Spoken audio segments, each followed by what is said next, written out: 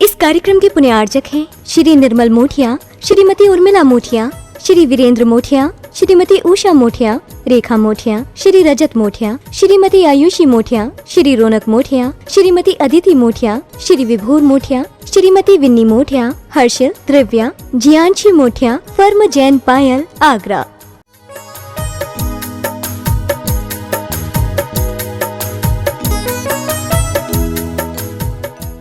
ओम नमः सिद्धेभ्यः। अहिंसा परमो धर्म। आचार्य गुरुवर श्री कुंद कुंद भगवान की, आचार्य गुरुवर श्री ज्ञान सागर मुनि महाराज की है।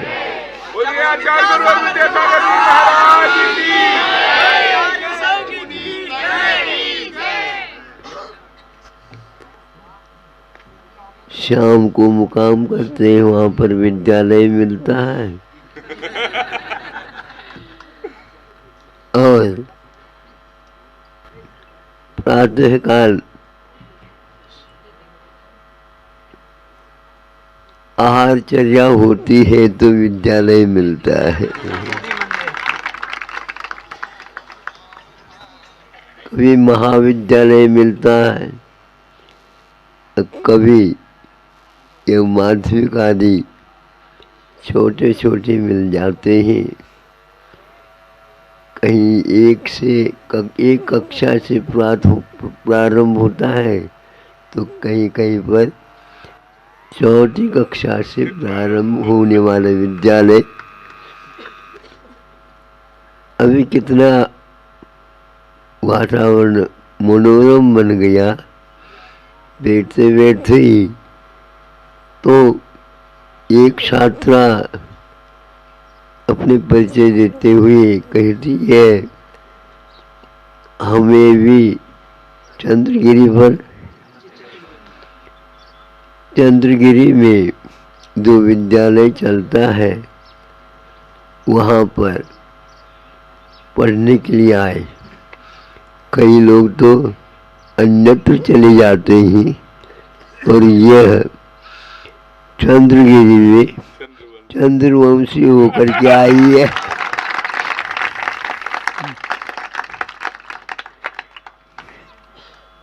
नाम भी बहुत सुंदर है। वंश की परंपरा ऐसी ही चलती है।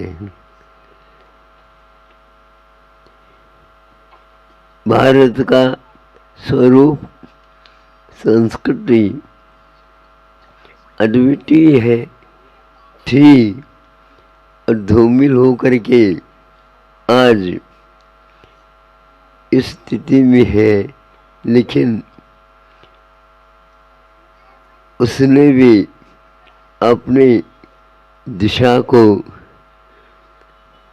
पूर्व की ओर ही पुनः तो पश्चिम की ओर जा रही थी, लाने का प्रयास कर रहे हैं।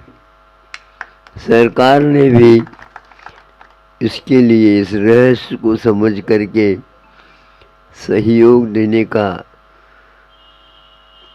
एक प्रकार से आप लोगों के सामने संकल्प जैसा ले लिया है।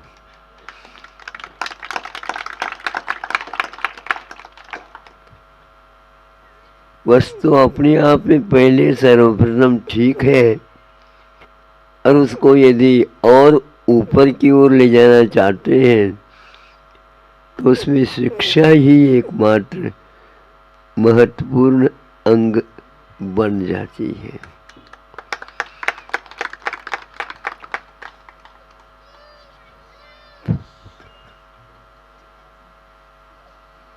शिक्षा से ही भिक्षा उपलब्ध होती है और भिक्षा से सद्दीक्षा उत्पन्न हो जाती है।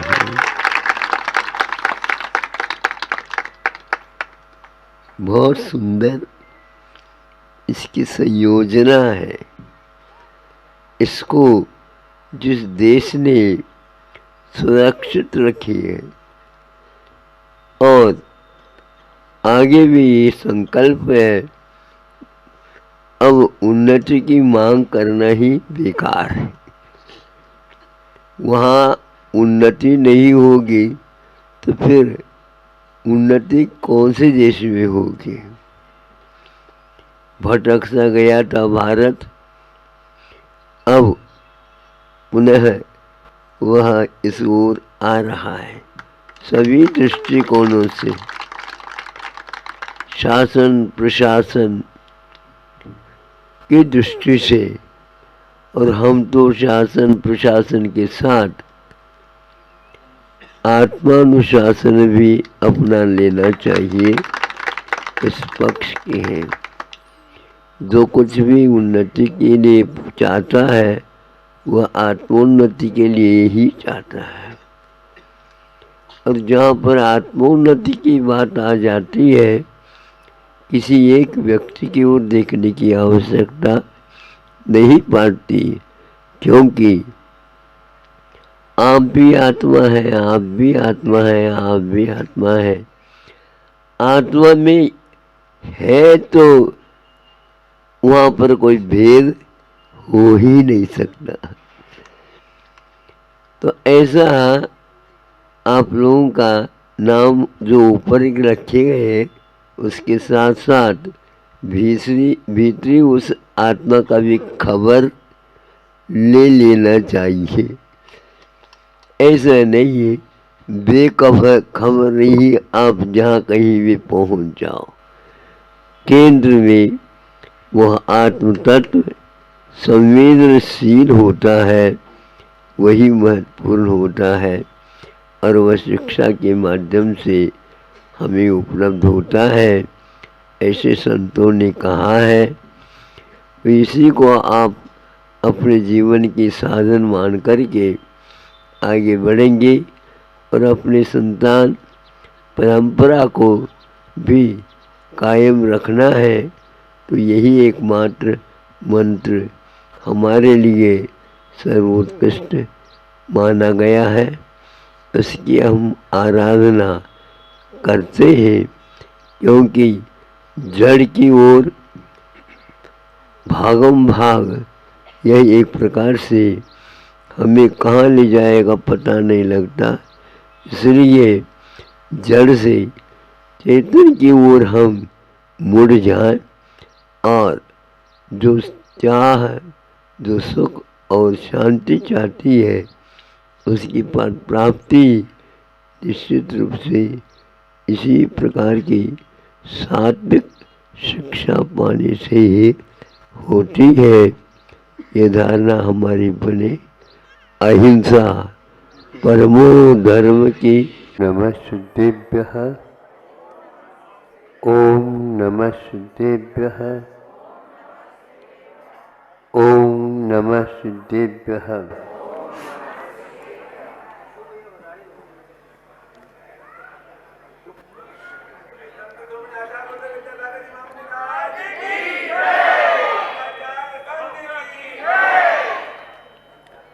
तीर्थंकर जितने भी होते हैं वो सारे अपढ़ होते हैं।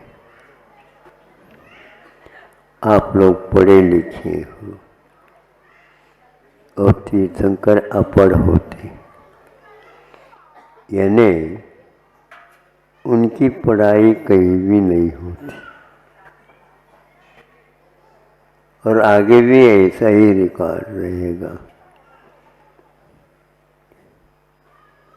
जिसको कुछ समझ में नहीं आता उसको समझाने का विधा है, विद्यालय में जाकर के करो, किंतु उन्हें उस अवस्था में रह करके अच्छे उलझी हुई समस्याओं को भी वे अपढ़ हो करके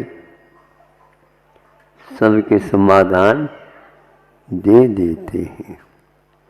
बड़ा अद्भुत है यह युग। एक प्रकार से वैज्ञानिक युग माना जाता है। इसी के ऊपर उसका व्यक्तित्व निर्धारित या पहचान किया जाता है। देवों में भी कहीं सुनने में मिलता नहीं, वो भी पाठशाला या विद्यालय जाते हो। इतना अवश्य आ जाता है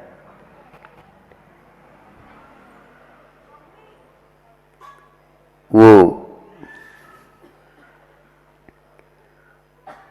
गुरु कहलाते हैं। वो स्वर्ग में बृहस्पति ये वार के ऊपर गुरु कहलाते हैं, लेकिन कहीं विद्यालय की स्थापना उन्होंने वहां पर नहीं की। इतना अवश्य है उनका विशेष क्षोभम होता होगा, इसलिए उनको बृहस्पति कह करके पुकारते हैं। और कहीं कहीं पर कवि लोग काव्यों में बृहस्पति का नाम याद करते हैं, जहाँ पर उनके लिए भी हे भगवान आपकी गुणानुवाद करने में अक्षमता हो गई। यानी वो बृहस्पति भी यदि चाहे भगवान के गुणगान पूर्ण नहीं कर सकता। ऐसा आपका व्यक्तित्व है, फिर भी आप पढ़े लिखे नहीं रहे। हाँ,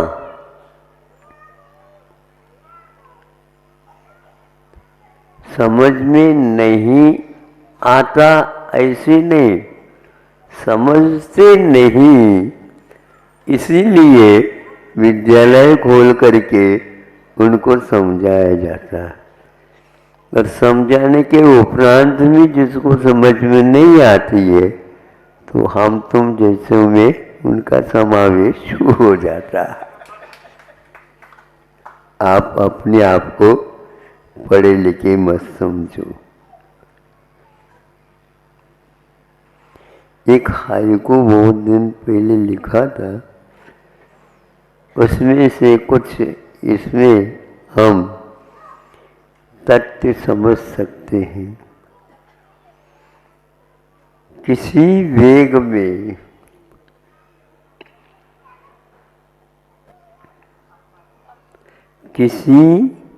वेग में अपढ़ हो या पढ़े, अपढ़ हो या पढ़े, किसी वेग में दोनों समान है।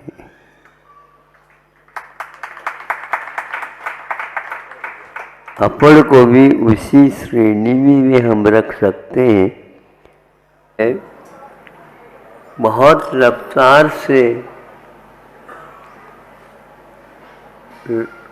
उसको देखने से, जैसे ट्रेन भाग रही है तो ट्रेन में खिड़कियां, झुरके, दरवाज़ा आदि रहते हैं।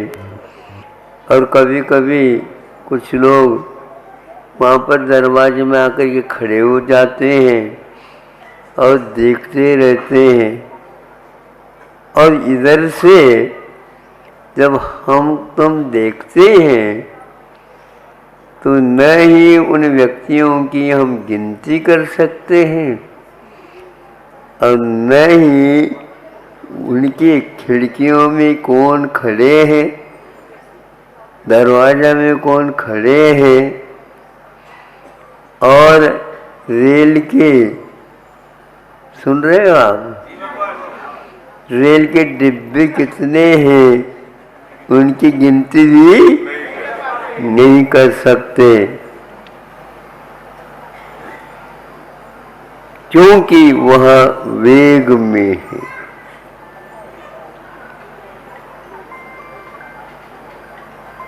तो आज का युग, आज के बच्चे, आज संतान पढ़े लिखे कुछ भी हो, माता पिताओं की कोई बात सुनते नहीं है, क्योंकि वह वेग में है।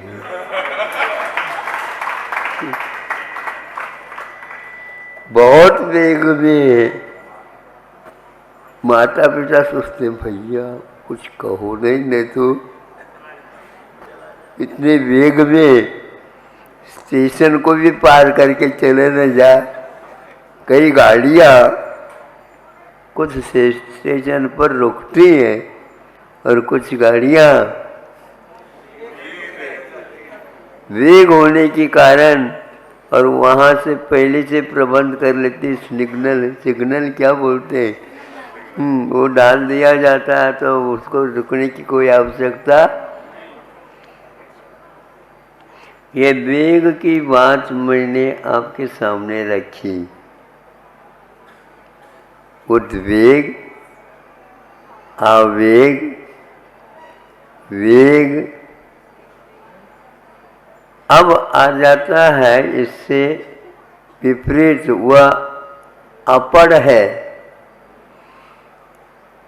और जिसके पास संवेग है,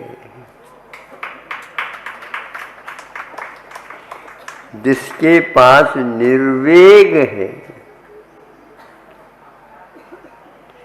और वह उस संवेग के माध्यम से, निर्वेग के माध्यम से दूसरे को शांत कर सकता है, किंतु उद्वेग के माध्यम से शांत को भी अशांत किया जाता है। आप कौन सा कार्य कर रहे हो बताओ। ध्यान रखो, ज़्यादा करोगे हमारा माथा तप जाएगा।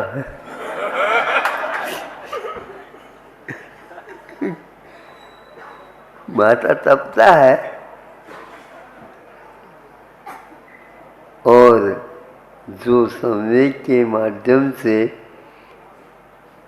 तपने के बाद भी उसको बहुत जल्दी शांत करने की क्षमता, बड़ी बड़ी सभा को भी एक व्यक्ति संवेग वाला शांत बिठा सकता है। जहाँ पर समूह शरण में सिंह भी बैठा है, गैया भी बैठी है। गैया की ओर सिंह देख करके खाने का भाव नहीं करता है तो गाय भी देखती है सिंह को और दोनों हम समान हैं, समान हैं। एक राजा और एक राजा की प्रजा दोनों एक हो जाते हैं, उसका नाम समूह शरण है।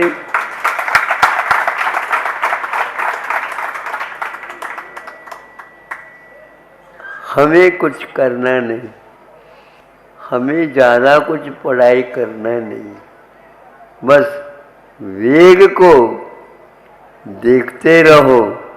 ड्राइविंग करने वाला चालक गाड़ी को चलाता है, स्वयं तो बैठा है, चला कहाँ रहा है, बिल्कुल गाड़ी चल नहीं रही है, भाग रही है, लेकिन इसके हाथ में संवेग आवेग का अभाव होने के कारण सारे के सारे हजारों यात्री विश्वास के साथ बैठी है। इतने वेग में कोई भी एक्सीडेंट हो जाए तो वो कैसे जाए, वह जागृत है। हमें जागृति की आवश्यकता है, हमें जागृति की आवश्यकता है और पढ़ लिख करके हमें बैठने की हमें आवश्यकता नहीं, हमें तो शांत होने की आवश्यकता है। इसलिए जगत काय स्वभाव व संवेग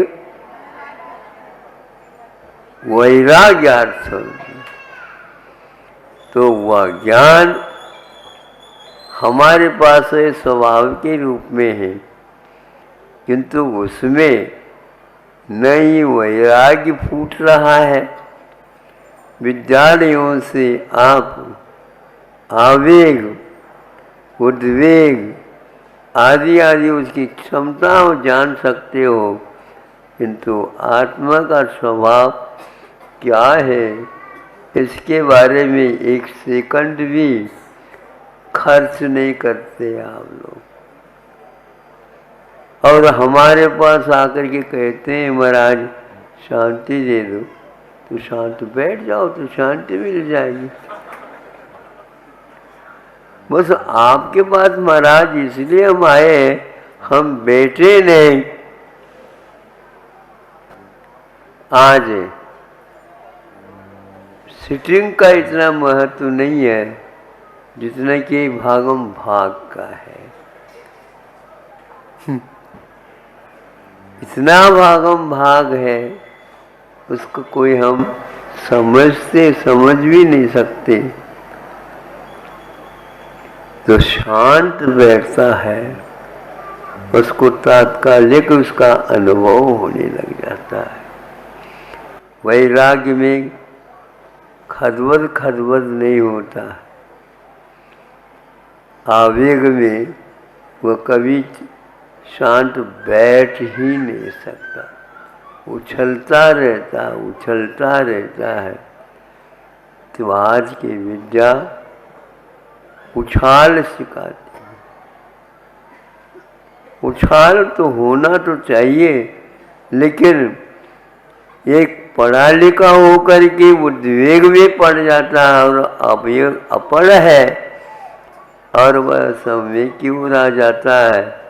वह मिथ्या को घना बनाता जा रहा है और यह सम्यक दर्शन को और घना आस्था को और मजबूत बनाता चला जाता है। इसलिए ऐसे विद्यालयों की ओर तीर्थंकर और उनकी संतान आदि नहीं जाती है।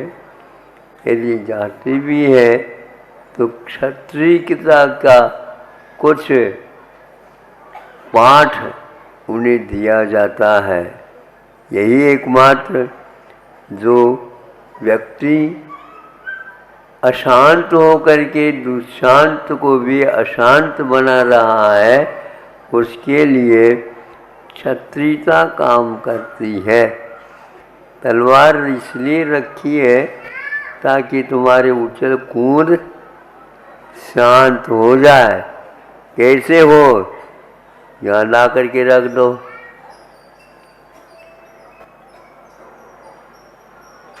आज छुप करके छापा डाला जाता। पता छापा क्या मानो? रेड है, रेड हो गया, वो वाइट नहीं है। आप उसको रेड रखा है इसलिए निकाल दो, रख दो। और पहले क्या करते थे? पहले से ही नियम दिलवा देते थे। तो ये वो क्या कहता है, व्यापार करके आ जाता है, लेकिन मौलिक जो कोई भी वस्तु है उनको वह अपने पास न रख करके राजकोष में ही वह जाए, राजा के सामने भेंट के दे। बरसों व्यापार करके आते हैं, जहाज भर करके लिए आते हैं, किंतु ये सब भगवान राजा को भी भगवान प्रभु दीनानाथ ये कह करके ये सब आपका है। तो वो चुन करके राजकोष में पहुंचा देता। राजा हीरा मोती माणिक इत्यादि को पहन तो लेता है, लेकिन पहनाव के अलग है और राजकोष में जो रखा जाता है वहाँ पर ताला लगा दिया जाता है, लेकिन चाबी कभी भी नहीं रखता कौन? राजा। क्योंकि उसके पास तो तलवार और ढाल रहता है, पढ़ा लिखा नहीं रहता, इसलिए अपने आप ही राजा का काम हो जाता है। उनको कहीं न्यायालय में जाने की आवश्यकता नहीं है, उनको स्वयं न्यायाधीश पद मिला है और वह क्षत्रियता को कभी नहीं छोड़ता। पर बढ़िया लोग क्षत्रियता का रहस्य नहीं समझते। सुन रहे हो? हाँ, आप तो केवल तोलना जानते हैं, और तोल में भी यदि मान लो और कमाई ज़्यादा करना है, डंडी मारना चाहिए।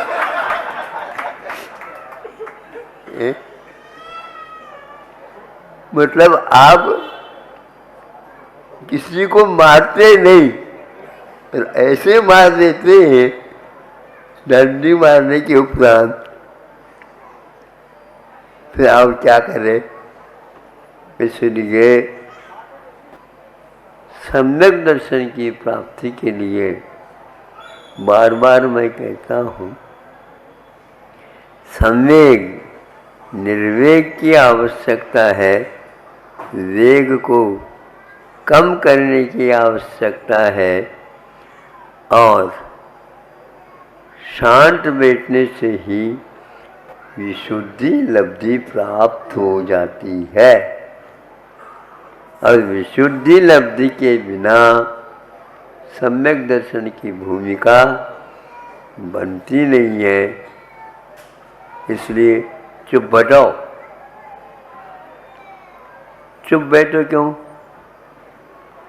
चुप बैठने से ही ज्ञात होता है कि कौन किसका कर्ता, कौन किसका अधिकारी स्वामी, और कौन किसका भोक्ता। बच्चों को बच्चे भोजन करें तो जल्दी जल्दी न करें, इस प्रकार की बेटा धीरे धीरे खाओ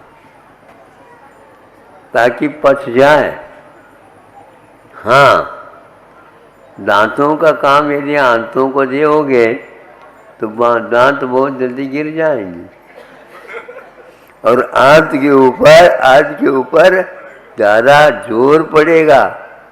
इसलिए जो कमज़ोर व्यक्ति है उसके ऊपर ज़्यादा बर्डन भार दोगे तो कोई भी उसका आभार नहीं मान सकेगा। ये गलत बात हो रही। तो इसलिए पढ़ा लिखा भी यदि आवेग में आ रहा है उससे आप बचो। ये आर्यों के साथ संगति रखने के लिए हमें उपदेश दिया गया है। आर्य के साथ संगति रखो, आवेग वालों के साथ संगति नहीं रखो, क्योंकि उससे आपका भला कुछ भी नहीं होने वाला है। संगति अच्छी बनाए रखो।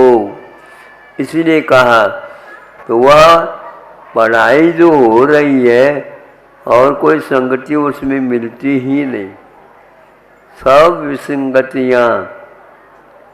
पिताजी माँ आदि शांत है और आज युवा शक्ति अशांत है। इतनी अशांत है इसको हम कह नहीं सकते। तो स्वर्गों में भी हमेशा विशुद्धि ऊपर ऊपर बनी हुई रहती है, इसलिए उनको पाठशाला की कोई आवश्यकता नहीं होती है। और जो पढ़े लिखे होकर के इधर उधर के बातें करने वाले, उनके कारण अशांति फैल जाती है। इसके लिए रखा है जो वृत्ति बना है वह वृत्ति बनने के उपरांत शांति के साथ रहे तो उसका चारित्र ज्यों का त्यों बनाए रह सकता है, किंतु जो व्यक्ति इससे विपरीत चलता है तो वह अशांत स्वयं भी है। ऊपर ऊपर जाओ तो वेग कम रहता है, उसमें भी यदि मान लो वेग रहता है तो आचार्य कहते हैं वह उसकी कमी है। तो जो व्यक्ति शांत बैठा है सम्यक दर्शन को प्राप्त कर सकता है। जो वेग में बैठा है पढ़ा लिखा होकर के भी उसे वह सम्यक दर्शन प्राप्त नहीं होगा। इतना ही आज का कहना है, कल का क्या पता। ये आकुलता अभी क्यों लगाए, क्या है? कल के बारे में यदि व्यक्ति शांति बनाए रखना चाहता है, कम से कम आज उसको ज़्यादा पढ़ना नहीं, बहुत पढ़ना नहीं।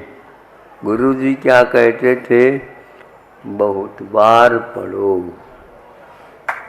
बहुत पढ़ना नहीं, बहुत बार पढ़ो। इसका अर्थ मैं ये समझता हूँ, द्वादशांग बहुत बार है, किंतु द्वादशांग को बहुत बार पढ़ो तो नमोकार मंत्र भी पर्याप्त है। इसलिए आप लोग वेग, उद्वेग, आवेग से बचियो, संवेग और निर्वेग के साथ अपना जीवन व्यापन करो। अहिंसा परमो धर्मः। ओम नमः सिद्धेभ्यः। ओम नमः सिद्धेभ्यः। ओम नमः सिद्धेभ्यः। अहिंसा परमो धर्म की आचार्य गुरुवर श्री कुंद कुंद भगवान की, आचार्य गुरुवर श्री ज्ञान सागर मुनि महाराज की,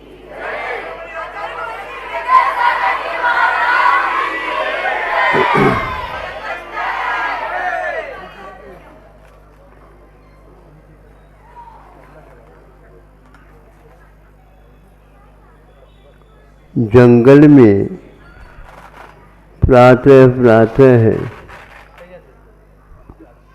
गाय जंगल की ओर चली जाती है।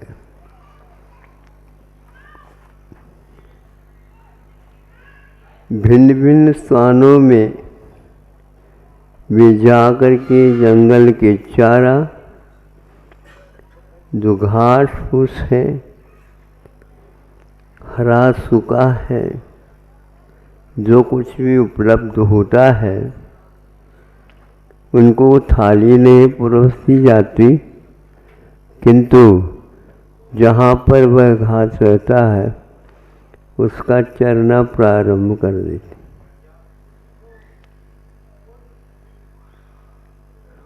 उनको किसी विद्यालय का संस्कार नहीं मिला, उनको किसी ने ये नहीं सिखाया है ये खाना नहीं चाहिए और ये खाना चाहिए।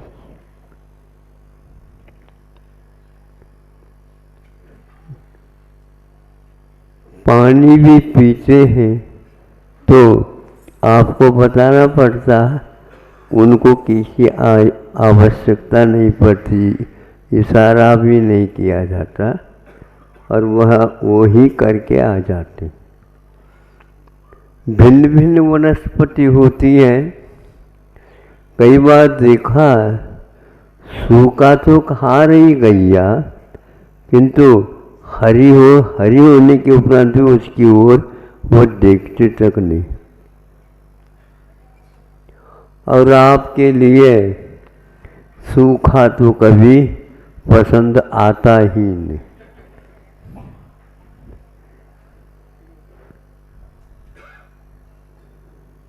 किंतु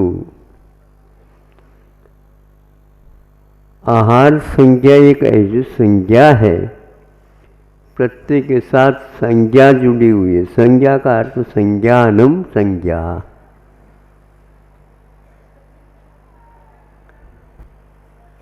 हेय और उपाधि का बोध आपको ही कराना पड़ता है, वो तो अपने आप ही कर लेते हैं। और उसमें बेचूक, कभी भी चूक नहीं करते वो। गाय कई प्रकार की घास खा करके सार में आकर के बैठ जाती, रात में वह जुगाली चलती है। खाया था उसको, उसने ग्रहण किया था, और रात में उसको वह जुगाली के माध्यम से पचाता है। आचार्यों ने हम लोगों के लिए यह उदाहरण दिया है, हम आपके लिए उसको बताना चाह रहे हैं।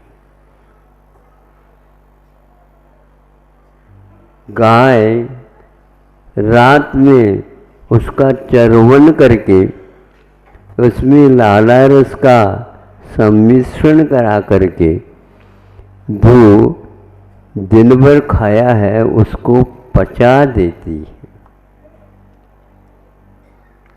रात में प्राय करके वह नए सिरे से नहीं खाती, किंतु जो खाया है उसी का पाचन करती है। खाना अलग वस्तु होती है और पचाना अलग वस्तु होती है। पचाए बिना रक्त, रस आदि आदि नहीं परिवर्तित होते हैं, और यदि वह पचाने में विलंब हो गया तो वह कभी भी, जब तक पूर्ण वह खाया हुआ बाहर नहीं निकलता तब तक नए सिरे से वो खाना, बीच बीच में डकार भी वो लेती है। वो डकार इसलिए आवश्यकता है कि ऑक्सीजन नए सिरे से हम लें तो जो कार्बन डाइऑक्साइड, क्या बोलते हैं आप लोग, बाहर निकालना, वो उसको पहले निकालना चाहते। आचार्यों ने इसके लिए एक संज्ञा दी है कि वह श्वास और निश्वास ग्रहण करना तब जबकि उसको निष्कासित कर देना। तो ये सारी सारी क्रियाएं प्रशिक्षण के बिना, विद्यालय गए बिना उनको प्राप्त होती है, क्योंकि संज्ञा का अर्थ यही होता है। आहार संज्ञा का अर्थ आहार लेना मात्र नहीं है, इच्छा का होना। सुन रहे हैं आप लोग? इसलिए बच्चों को तब तक भोजन नहीं कराना चाहिए जब तक खुल करके उनकी इच्छा, नाक मरोड़ करके जो रह जाते बच्चे उनको बुलाना नहीं, और बार बार प्रतीक्षा जो करती है वो उसमें बनावटी कितनी है ये भी माता पिता जान लेते। अब देखो, मैं इसलिए कह रहा हूँ,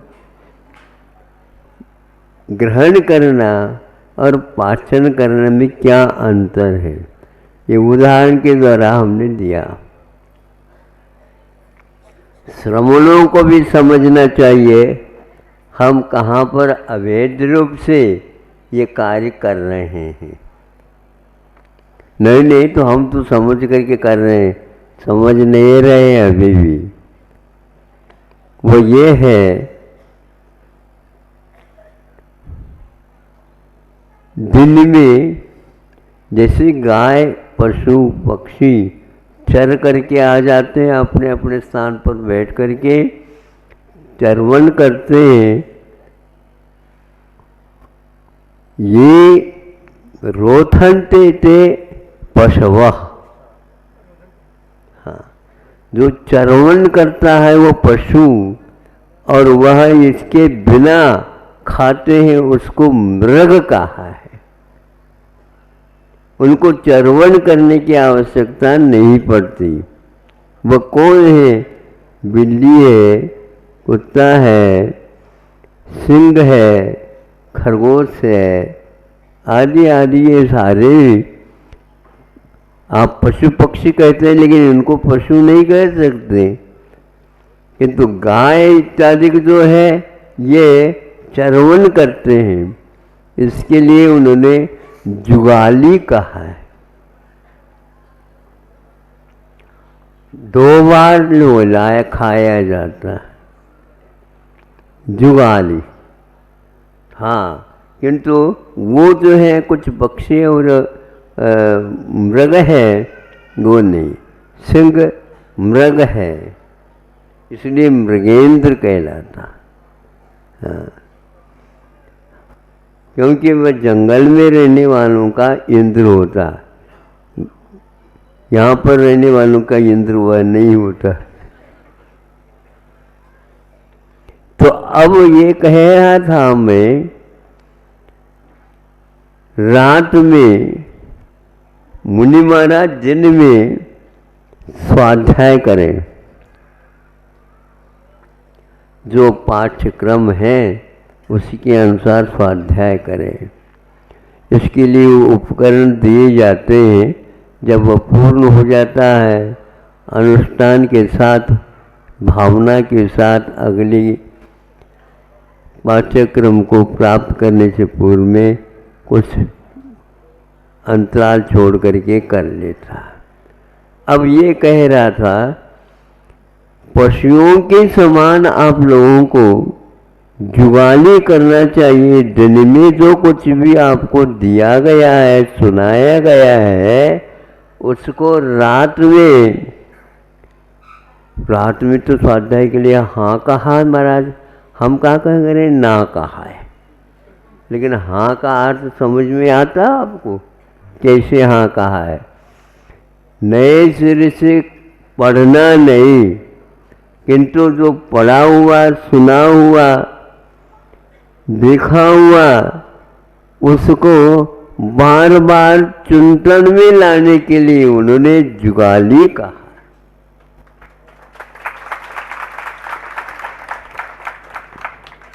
ग्रंथों में लिखा हुआ ये उसको अर्थ के रूप में आप लोगों के सामने रखते समय बहुत सोच विचार करना पड़ता है। तो हमने कहा ये स्वाध्याय के लिए हमारे लिए आचार्यों ने बहुत अच्छी युक्ति बताई। रात में चश्मा लगा करके, लाइट जलवा करके, तुम ब्रह्मचारी कैसे ब्रह्मचारिणी हो? हाँ, हम स्वाध्याय कर रहे हैं, लाइट तो जलाओ। अब वो 10-10 बजे तक लाइट जलेगी। हम सोचते हैं क्या निर्दोष स्वाध्याय है ये? बोलो। हाँ, वाह, दूसरी बात है, 12 घंटे के लिए अपने आप ही इनसे हम लोगों को परहेज हो जाता है। परहेज का मतलब, नहीं तो वहीं पर आकर के लाइट जला करके बैठ जाएंगे ये 10 बजे तक। नहीं, लाइट के माध्यम से जीव त्रस्त जीवों का तक वध होता है। जो व्यक्ति त्रस्त जीवों से बचना चाहता है, उसको सर्वप्रथम इस लाइट से बचना चाहिए। और हमारे लिए प्रकाश का क्या प्रबंध है? सूर्य देवता हमारी सेवा के लिए खड़ा है। हमारी सेवा के लिए देवता भी नियुक्त हैं। और आप देवताओं से भाग जाते हैं दूर। हाँ, क्योंकि ये भैया देवी देवता है वहाँ पर, मत जाओ वहाँ पर। हम आप लोगों को ही देवी देवता समझते हैं, भैया इनसे परहेज कर लो। बिल्कुल स्पष्ट कहा है।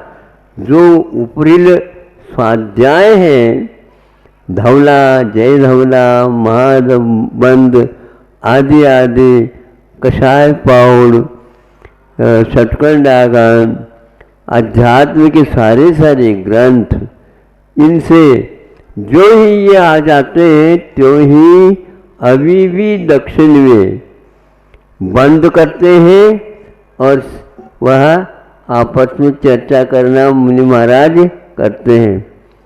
एक बार पूछा हमने एक महाराज जी को, ऐसा क्यों?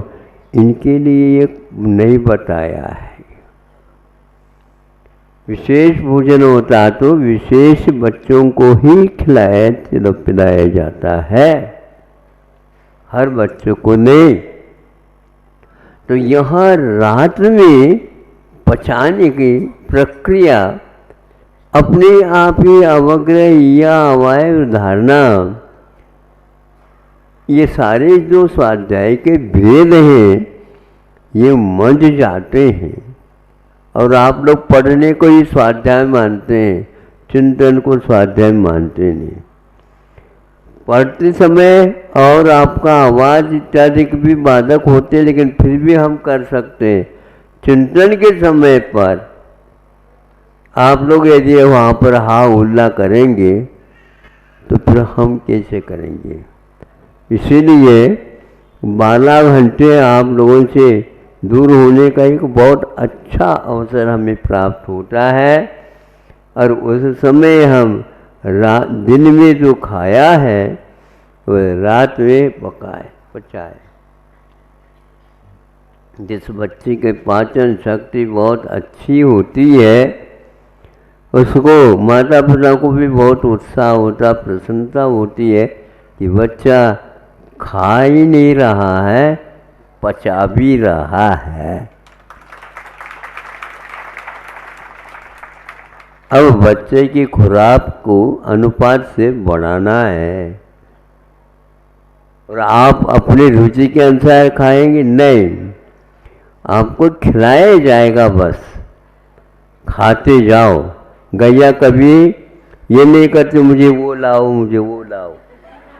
हाँ, जो सामने खिलाने के लिए रखा जाता है खाने के लिए तो वो उसको खा लेती है।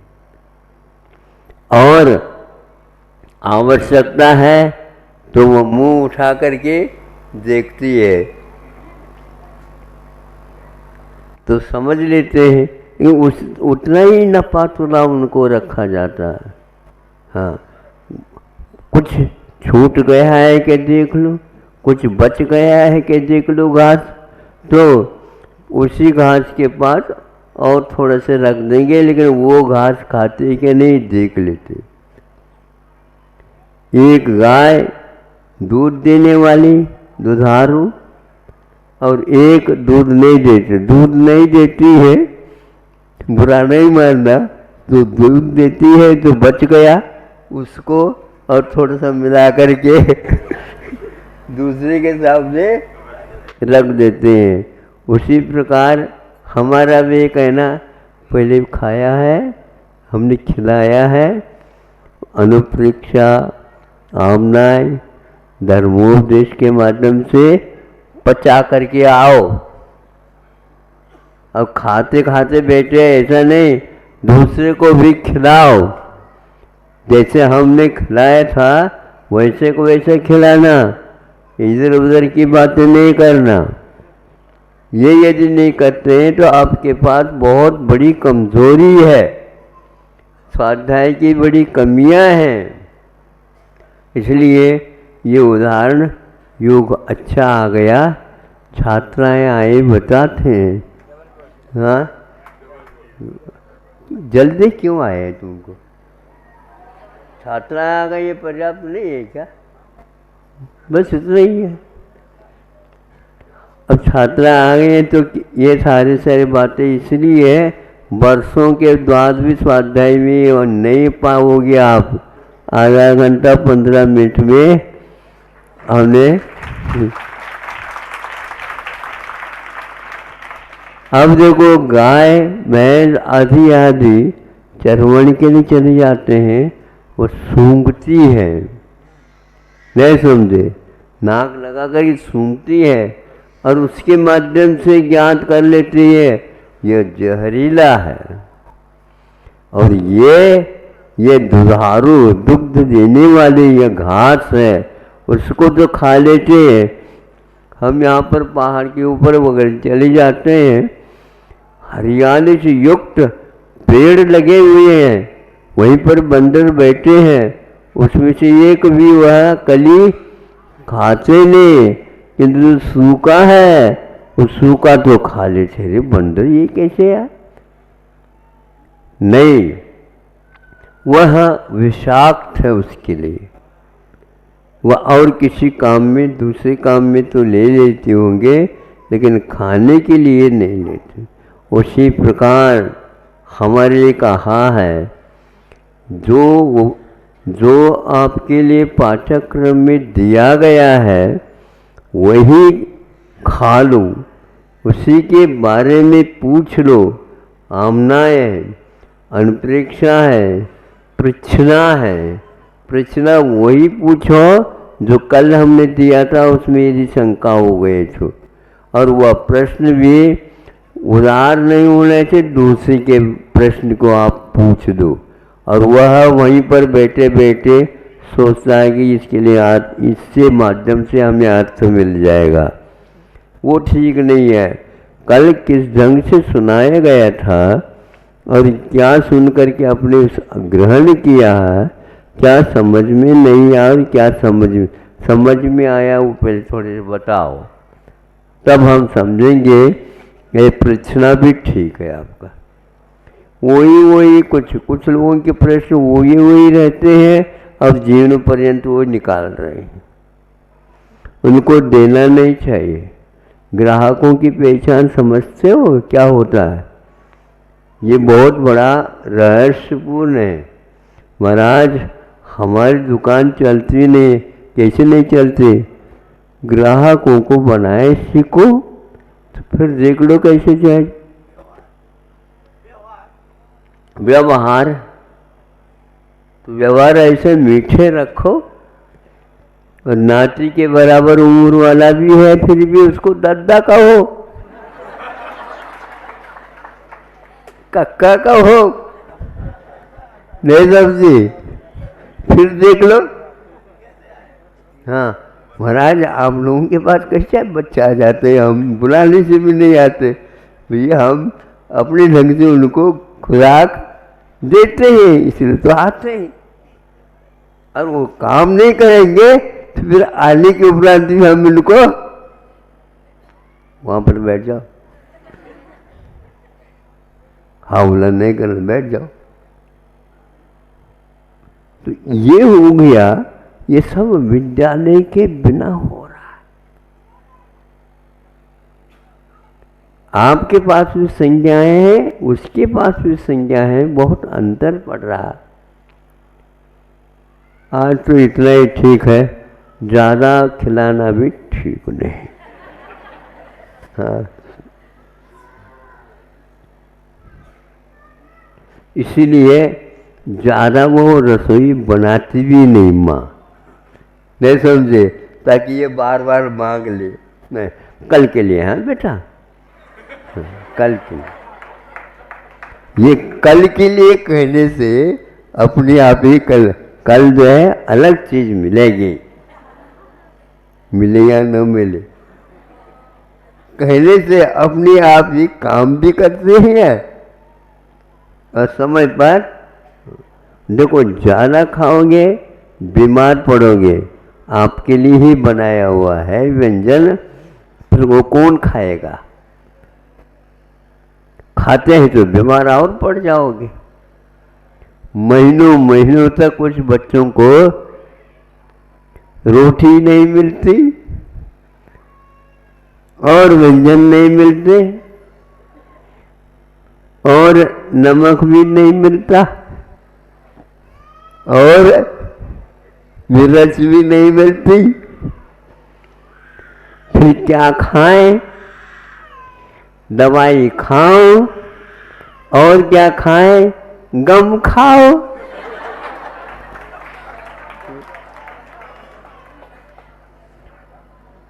हाँ, इसलिए कल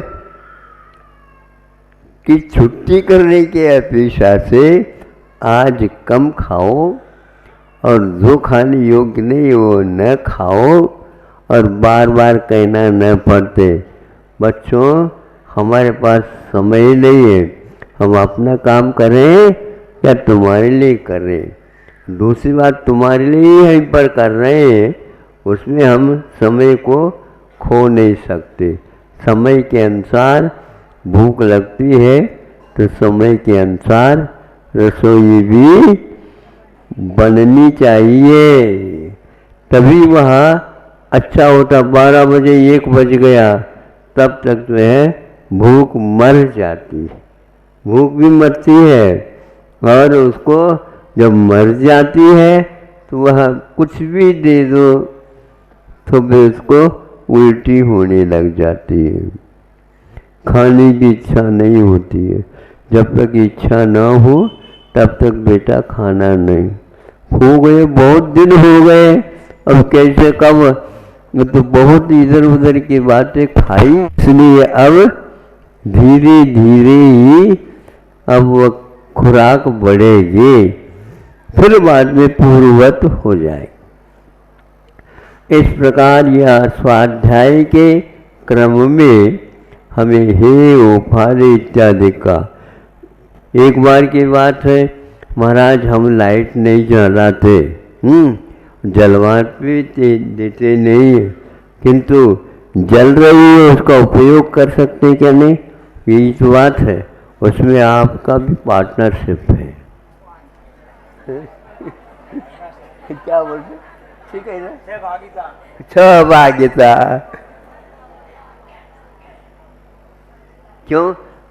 क्योंकि वहीं पर जाकर के झरोके के पास, खिड़की के पास, द्वार के पास बैठ करके तुम पढ़ने लग जाते हैं, तो उसके जो जीव जंतु उत्पन्न होते हैं, लाइट की कीड़ा भी होता है ना, हाँ, तो वो आपको दोष लगेगा। उसमें जितने वर्ग होगा, देखो सुबह सुबह जाकर के वहाँ पर कितने बिछ जाते हैं, तो उसमें आपका भी हिस्सा अवश्य रहेगा। तो आप तो उसके त्यागी हैं क्या? नहीं। कृत कारित अनुमोदन, यह बहुत महत्वपूर्ण कारण माने जाते हैं। तो ये दो तस से बच, ये कायसर कहा जाता है, कुछ चीटी वगैरह ये हो जाए, तो इस प्रकार जीवों के वध हो रहे हैं और फिर भी हम तो किसी को कुछ कहते नहीं, अब जो कर रहे हैं उसी को करते हैं। आप अनुमति अवश्य दे रहे हैं, आप उसको चाह रहे हैं, सूक्ष्म तत्व है, उसके परिपालन करने से बहुत लाभ भी होता है तो बहुत सारी हानि भी होती है। अपनी गति को सुधारना चाहते हो, इन 10 दोषों को याद करो। अहिंसा परमो धर्म। इस कार्यक्रम के पुण्यार्जक थे श्री निर्मल मोठिया, श्रीमती उर्मिला मोठिया, श्री वीरेंद्र मोठिया, श्रीमती उषा मोठिया, रेखा मोठिया, श्री रजत मोठिया, श्रीमती आयुषी मोठिया, श्री रौनक मोठिया, श्रीमती अदिति मोठिया, श्री विभूर मोठिया, श्रीमती विन्नी मोठिया, हर्षिल, द्रव्या, जियांशी मोठिया, फर्म जैन पायल, आगरा।